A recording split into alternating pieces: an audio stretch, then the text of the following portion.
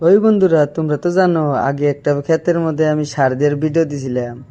আজকে এই ক্ষেতটা আমাদের আগে কারা ছিল, তার জন্য ওই ক্ষেতটাতে আমরা আজকে গেলাম। যার পরে দেখলাম ক্ষেতটাতে প্রচুর পরিমাণে ঘাস হয়েছে, তাই ভাবলাম ক্ষেতটা অল্প সাফা করে দিই।